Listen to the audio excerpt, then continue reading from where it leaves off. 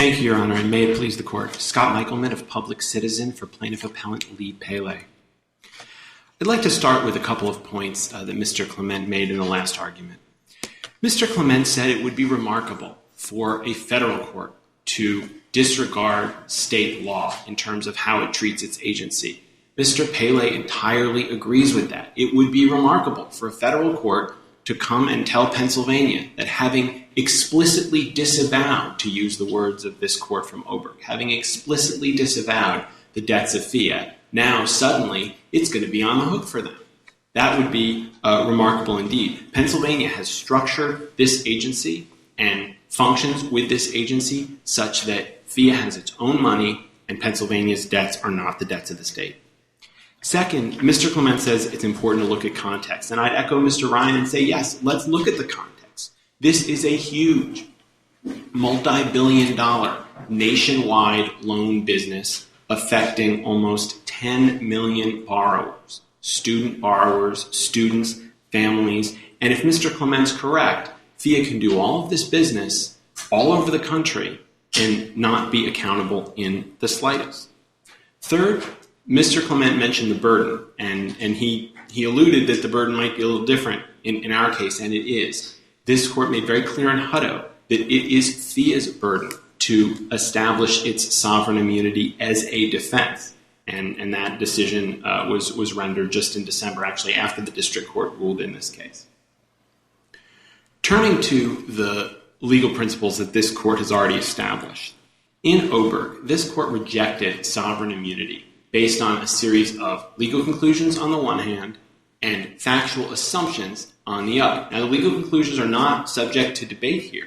They're this court's precedent from Oberg 2. This court's already decided what Pennsylvania law means and how to weigh the various requirements of state treasury review and the fact that the funds are formally in the state treasury but have FIA's name on them all the way. What could change are the facts, but they haven't changed. The key factual conclusions on which this court relied to reach its decision in Oberg rejecting sovereign immunity have been, in fact, confirmed in discovery. And the most important of those, what this court called most critical to its autonomy analysis and which also played into the functional liability analysis, is the fact that FIA is operationally independent. It does not rely on state appropriations to fund its activities. And it has been so, as Mr. Clement acknowledges, since 1988.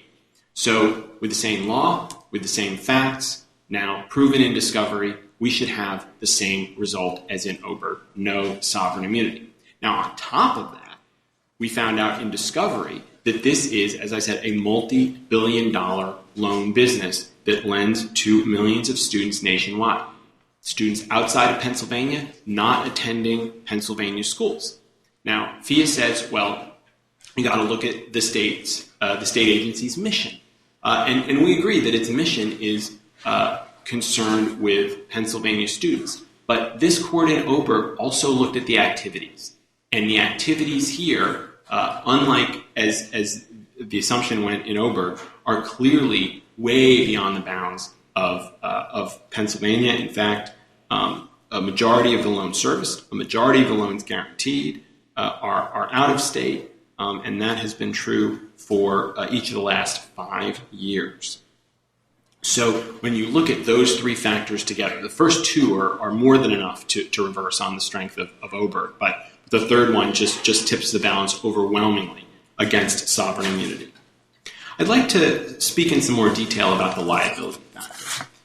There's been a lot of discussion. I won't belabor the point about legal liability, but as Your Honors, several of Your Honors noted, the provision of 5104.3 and 5104.8 explicitly disclaims Pennsylvania's liability for FIA's debts.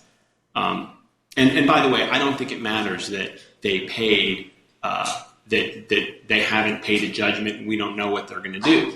We know that when FIA has settled cases, FIA has paid those settlements, not Pennsylvania. I think that's a much better clue than Chairman Adolph's admittedly speculative testimony about what might happen in the future if it was to pay, if it were to pay judgment in this case. And I don't know why in the world they would treat judgments, why the state of Pennsylvania or FIA would treat judgments different than settlements. Either way, they are paying an obligation arising out of a case, and in the past, as FIA's CFO, Mr. Gunther, explained in his deposition, that money came from FIA's money. And moving further into the area of functional liability, FIA is financially independent, and to the extent that it has oversight by the state treasurer, to the extent its money is in the state treasury. Those are formalisms that this court explicitly considered and rejected in the Oberg opinion at pages 138 and 139. Don't we have more information in terms of the state's review of these contracts and exactly what kinds of things are being sent back? We've got more information as a result of discovery, do we not? That's right, Your Honor. But as to the functional liability, there's nothing in that new information that suggests it's any less FIA's money, that suggests Pennsylvania is on the hook any more than it was before to cover right, a judgment. Right, but I thought you were addressing autonomy. You haven't moved to autonomy yet? No, Your Honor. I was speaking of functional still talking about liability. Liability, okay. And I think, and that is the most important factor, as this court has repeatedly stated. The argument that one of the quote unquote new facts on which Mr. Clement relies is the commingling of the funds. But as was established in the last argument, those funds are earmarked. Those funds are clearly earmarked as ELAF funds. That's FIA money.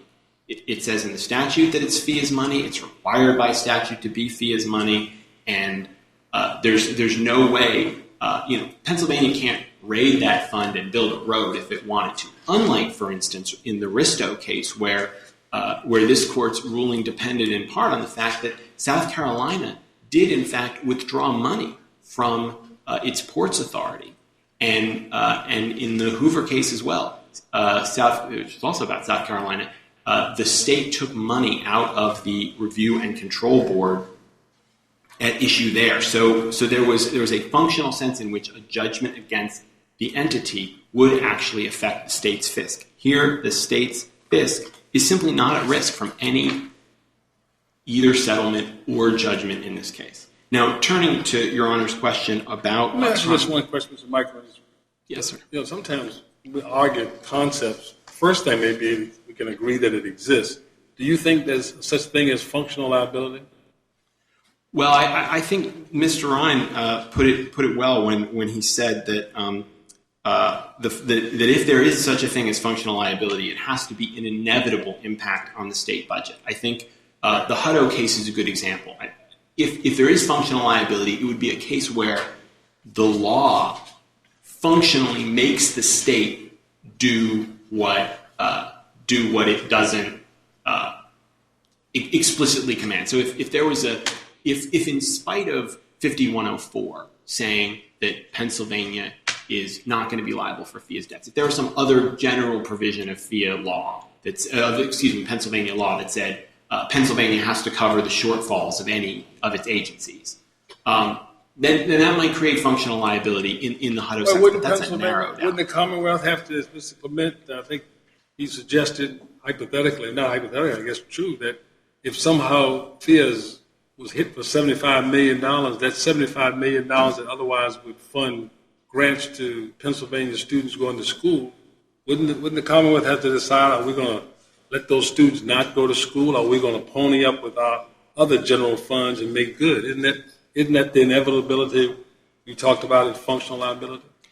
That's actually not functional liability. That's very different than in Hutto, where South Carolina had to do it. South Carolina had to cover the shortfall. Here it would be voluntary choice. They could say, well, we had to pay a judgment against Mr. Pele. We're going to fund less of the grant program.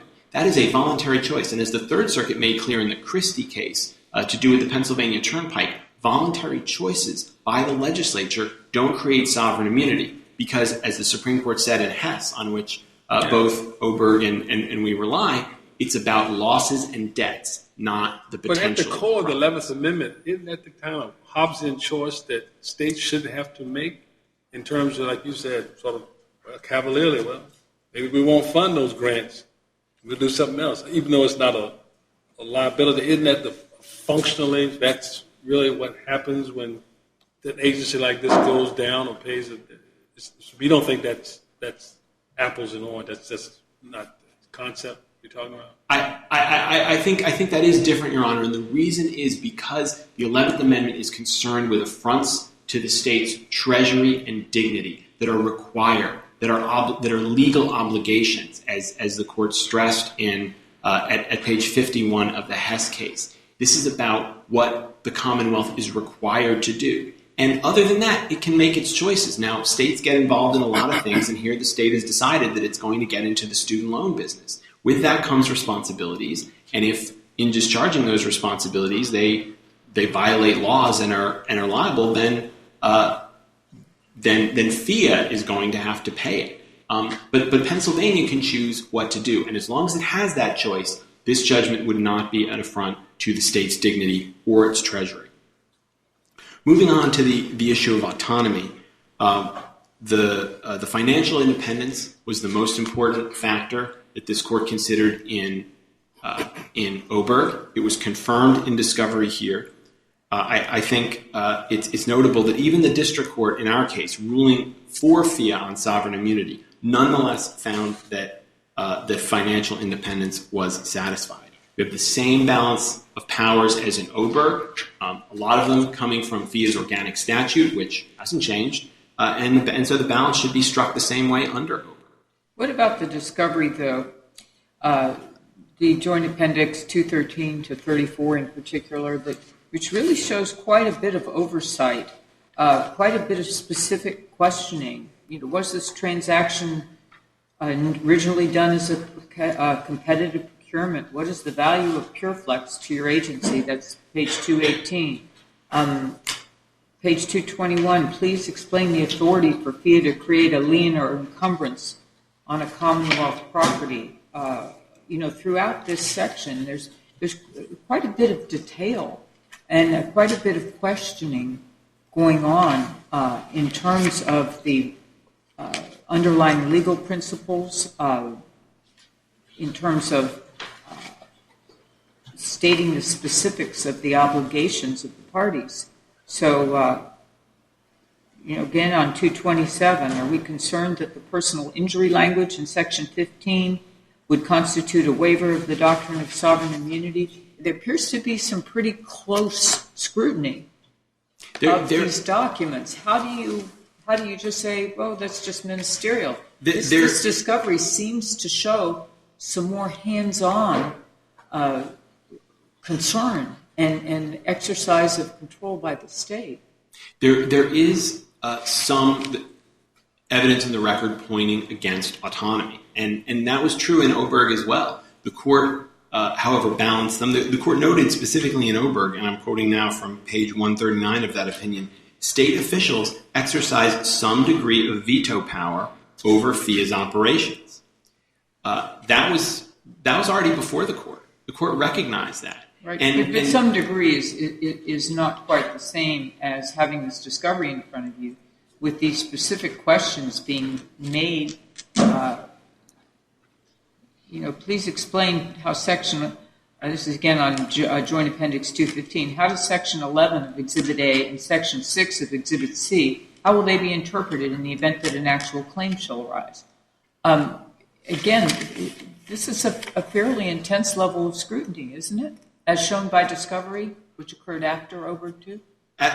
There is a certain amount of scrutiny, but I think those are details of aspects of the statutory regime that were before the court in Oberg. These are essentially right, but we didn't know how they played out in practice. I mean, don't we have something new in this material? And if not, tell me why not? Why isn't this new for our consideration? I think it's new at a granular level, but at a broad sort of overview level, we've still got the same powers of the agency. We've still got, as this court said, that FIA's funds shall be available to the agency, and FIA's board may use those funds in any manner that furthers the agency's corporate purposes. And that's this court interpreting 50104.3, the Pennsylvania statute. So this court has already thought hard about how this statute works. Now, in practice, there may be more or less oversight, but the agency is structured in a way so that FIA is autonomous and it is, as it was before, self-funded. And I will reserve the remainder of my time. Thank you. Mr. Clement. Good morning, Your Honors. What I'd like to do, if I could, is actually go through the factors in reverse order just so I make sure I get to 4 and 3, which I haven't had a chance to talk about yet. Let me start with just one piece of context, though, which is, this case is obviously a little bit different from the Oberg case. One way it's different is that Judge Kacharis, in this case, denied the agency's motion to dismiss in the first instance. And so, like this court in Oberg 2, he recognized that some of these issues are perhaps not well suited for disposition on a motion to dismiss, even in an immunity context like this.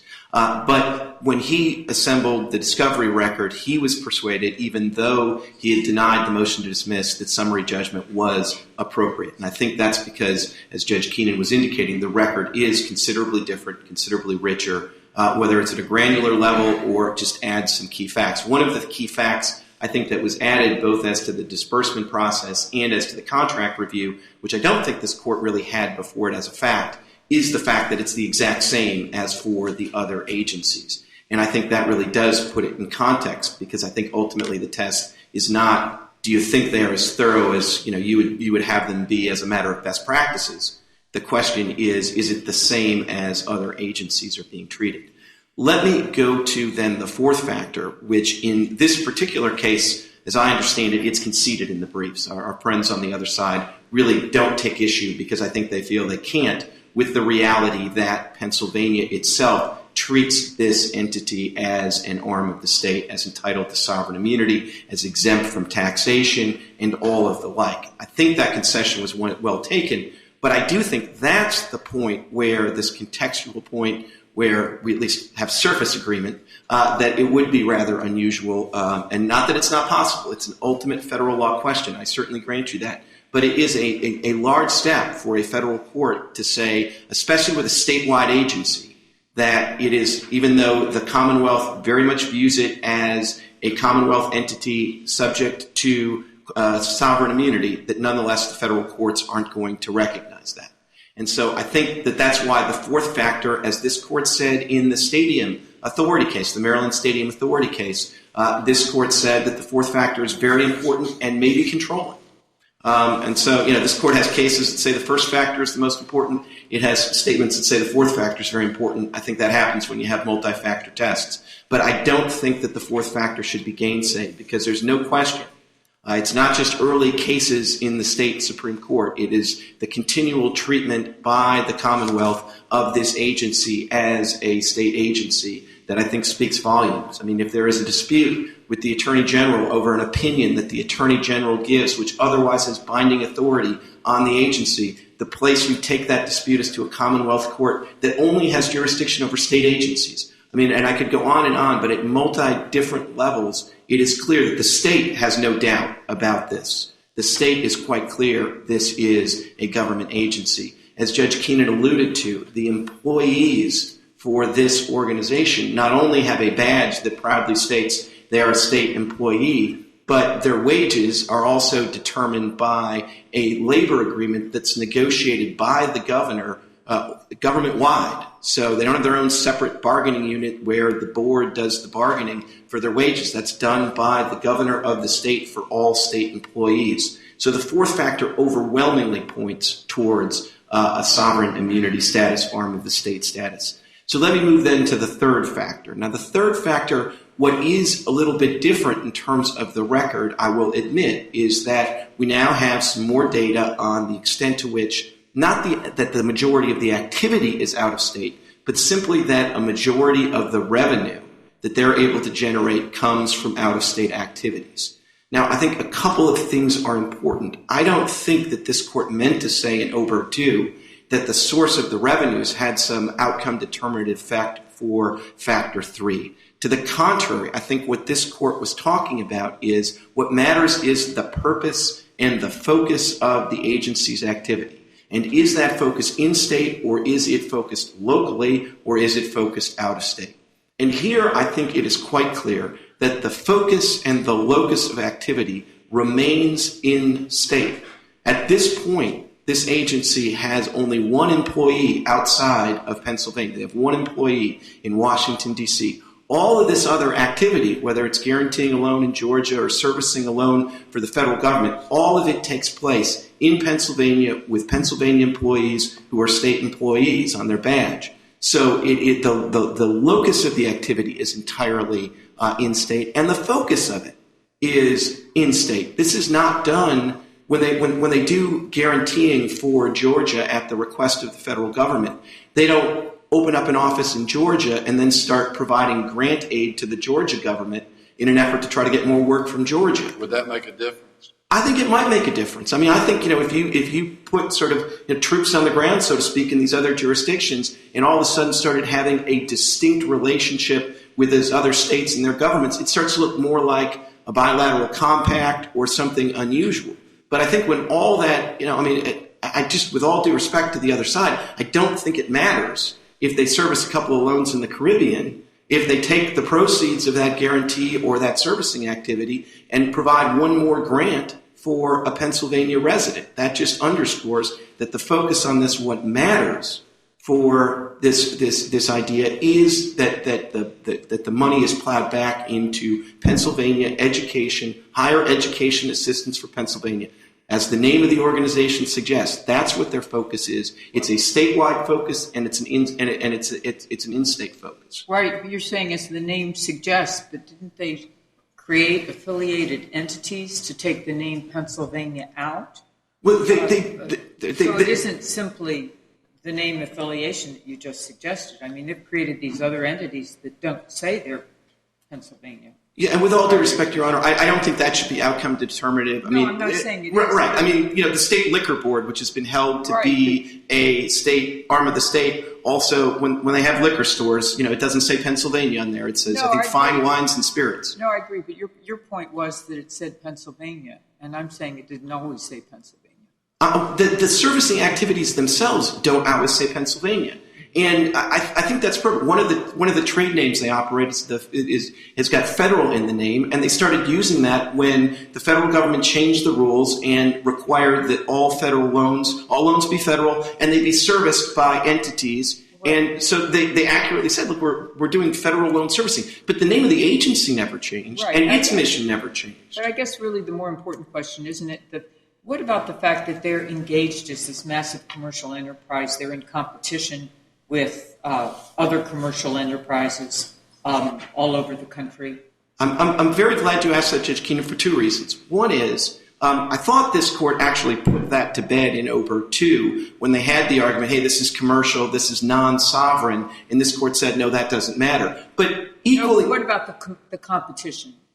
Certainly you'd have to be involved in commerce to some extent to extend these loans and to service these loans. But what about the fact that they're in this competitive commercial environment? Does that make a difference? I'm not saying I know the answer. I'm asking you. I think I know the answer, and I think the answer comes actually from the College Savings Against Florida prepaid case from the Supreme Court. Now, it's not an arm of the state case, but it is an 11th Amendment case. It has to do with this pardon waiver doctrine. But the argument that the court heard there was, hey, this you don't get 11th Amendment immunity for this activity because you're providing educational assistance, basically kind of like a 529 type program, in competition with a private entity, the College Savings Bank, which was a private entity. And the private entity sued them for trademark violation and patent violation. Now, if there's anything where you'd think that there'd be some kind of unfairness to having a sovereign entity competing against a private entity, it would be on things like whether they are infringing their patent or infringing their trademark. And the Supreme Court specifically heard the argument that it mattered that they were in a competitive private activity. And they said, again, in the context of resolving a pardon immunity question, not an arm of the state, but the Supreme Court emphatically said that does not matter. And so I just really think that's important, which is I don't think that it's any part of the four-factor test or any part of the 11th Amendment jurisprudence that comes down from the Supreme Court that somehow if you're engaged in something that looks less sovereign or you're competing against other entities that somehow gives you a competitive advantage. I don't think that's really part of the test. I would also just add that in a case like Hutto, you had insurance. That's certainly not something that's inherently sovereign. You could have commercial insurers that would be trying to compete with the state insurance fund in those contexts. I don't think that's something that really factors into the analysis very much. So that brings me to the second factor in the autonomy factor. We've talked about that a bit already, but I do think that, as the questioning has underscored, this contract review, the disbursement process, that is not a pro forma process. It's actually quite an intensive process. One of the things that's one of my favorite facts about the contract review process in particular is that with this agency, as with all other agencies, one of the particular things that the Attorney General is doing in reviewing those contracts is to ensure that the contract doesn't waive the state's sovereign immunity. And that's true of FIA and it's true of the other agencies. So it's not just that they're reviewing this, they're reviewing these with the understanding that these are parts of the Commonwealth government and it's going to be important that the contract not be something that waives the sovereign immunity of the Commonwealth. So I think that underscores that the review is real, but it also underscores that, in kind of reinforcing the fourth factor, that the rest of the Commonwealth government is viewing this like any other agency within the government, and they're reviewing the contracts and the disbursements with that thought in mind. Well, let me ask you this. FIA created a 501c foundation and has funneled about $10 million a year to it, I believe without express legislative authority. Why doesn't that show autonomy? Or how would you respond to that? Well, I would say that what that shows is that they have an ability to do some things without, they have that flexibility to do that. I grant you that, but it is a mistake to think that they operate sort of independent of the oversight of the legislature. But it was done without express legislative authority. Aren't I correct?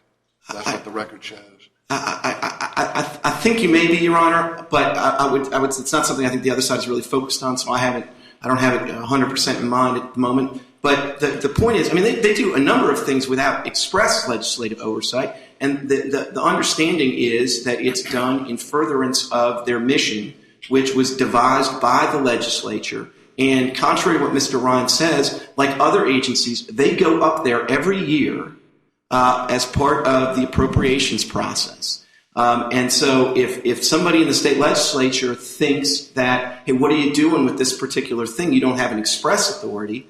They would have some explaining to do, and that would be part of the back and forth like every other agency. I just don't think with other agencies either that everything they do is based on an express authorization from the legislature. You have a lot of things that are in sort of a gray area. You have some things you're expressly told to do, some things you're expressly prohibited from doing, and then there's a lot of gray area. And since you go up there every year as part of the appropriations process, I think it could be within the general powers. Yeah, exactly. And if it weren't, again, without pretending I have more in mind about that particular example, if it had to be executed by a contract, and it seems to me as I'm standing here hard to see how you set up a 501(c) without a contract, it would go through the approval process of the Attorney General, and the Attorney General, as part of that process, would have looked into the question of whether it was in furtherance of the statutory mission, and would have reached some judgment that it was broadly understood. But beyond the approval aspect of that, isn't that yet another example where you represented yourself as a person? Because under the tax code, the 501c status is only granted to persons, or corporate persons or individuals, or that. So then, aren't you representing that because federal government doesn't tax states, right, directly? So wouldn't you then be asserting yourself as a person for 503 status? Well, wouldn't you have to be? I don't think so. But if I take, I don't know. Oh, okay. Right. But if I take your question, it may be that it was unnecessary. I'm not a tax expert. It may have been unnecessary for them to set up the 501c because, as your question suggests, but people in the tax world do all sorts of things out of an abundance of caution. But I just don't know if they have to avert the federal government that they're a person. And obviously, the federal government has a distinct relationship with the states. They can sue them. So I'm just not sure that their representation of the federal government in a tax form ought to sway the analysis, particularly one way or another. With all due respect on that. So let me finish, if I could, by talking a little bit more about the first factor, just to try to get a couple of facts on the table. First of all, it was suggested at one point that Mr. Adolph is just speculating in what does he know. He's not only the chairman of the board of the agency, he is also the chairman of the House Appropriations Committee. So if anybody on the planet is in a position to speculate about the inherently speculative question about what would happen if there were a sizable judgment against FIA and would this Commonwealth come in and appropriate some funds, it would be Mr. Adolph, who, as I said, it would be, I think, probative if he were just the chairman of the board of directors of the agency, but he also happens to be, his full-time job is as the chairman of the House Appropriations Committee. So I think he's in a better position than anyone else to testify to that. As to the testimony in the record, which is new this time around, that this would clearly be paid, any judgment would be paid by a check from the Treasury admittedly from the account. That's not Mr. Adolph, that's Mr. Gunther. Again, that testimony is uncontroverted, so you can quibble about the legal significance of that, but as a factual matter, this will be paid by a check cut from the Treasury. It was suggested by my worthy adversaries that there have been settlements that were paid out of FIA funds. There's a little bit of wordplay that goes on here with what's FIA funds, what are state funds. As I understand it, there are settlements that were non-litigation settlements, pre-litigation settlements, were paid out of two sources. One is some of them were paid out of the M&T account that, like other agencies, allows the agency to write a check, but then go through the same basic process of getting the Treasury Department approval in a reimbursement context as opposed to an initial disbursement context. So I don't think it should be outcome determinative that settlement was paid from an M&T bank account, that you have to get retroactive approval from the Treasury as opposed from the Treasury Department. But in all events, the record is clear that a litigation judgment would be paid by the Treasury. The other instance is I think there was a tax issue with respect to the treatment of a particular bond fund. And since the tax treatment affected the bond fund and the certificate holders, the sort of tax differential was paid out of that fund. But that's a very unique situation, I think, where the difficulty was specific to the tax treatment of that particular fund. The other things I'd like to say is just to emphasize a couple of last points before I sit down. One is that, yes, there is a segregated fund here. But there was a segregated fund in Hutto, there was a segregated fund in Hoover, and there was a segregated fund in the Stadium Authority case. So this court's cases are clear that that segregated fund is not outcome determinative, particularly with respect to this functional liability context. My friend Mr. Michelman raised the Christie case from the Third Circuit. That out-of-circuit precedent obviously has its persuasive authority, but I think it's particularly problematic to rely on Third Circuit precedent on the first factor, because in the Third Circuit case law, as I understand it, they really don't have a concept of functional liability. They only have a legal liability. I think that's a point we made in our 28J letter responses as well. So I think that's a particularly sort of bad place to rely in answering the functional liability question. On the functional liability question, a lot of emphasis has been placed on the idea that since 1988, at an operational level, the agency has not received annual appropriations. But I would say two things about that. One, you shouldn't infer from that means that they're immune from the budgeting process, as was suggested, because they do go up there annually. Mr. Adolph's testimony is that he goes up there annually. But also, they're not immune from the budgeting process because they get those appropriations for the grant money. So all that's happening is pre-1988, they got an appropriation for the grant money. Pre-1988, they got the appropriation for the grant money and a separate appropriation for operations. Since 1988, they still get that appropriation for the grant money, which they then disperse, but they don't have the operational appropriations on an ongoing basis because they've been able to operate in the black. But I don't think that creates this incredible autonomy, especially when you see that they continue to go up there annually and continue to get the grant money. And it's really the effect on that grant money, as Judge Gregory was indicating, where I think you really see the functional liability issue here in a way that's very different from the attenuated effects in Hess. Here, if this agency takes a $75 million hit, then first they're going to write a check for $75 million from the state treasury on a check that says the Commonwealth, and second, It's going to create the exact problem that the 11th Amendment is directed to, which is the state is going to have to figure out where are they going to come up with that $75 million, or they're going to allow these kids to not get the grants. The last thing I want to say, just in terms of the disposition of this case, I do think this is really a legal issue. I think it was perfectly appropriate to decide it on the summary judgment record, not motion to dismiss. But I don't really think this is a factual issue that should go to the jury. I mean, I think it would be a mistake and offend the ultimate purposes of the 11th Amendment if you sent all these factual disputes to the jury. Let me ask you a quick question about that. Sure. I know you're out of time, but is the arm of the state issue or the 11th Amendment immunity issue a question for the jury? I don't think it is, Your Honor. I mean, Presuming they're issues of fact.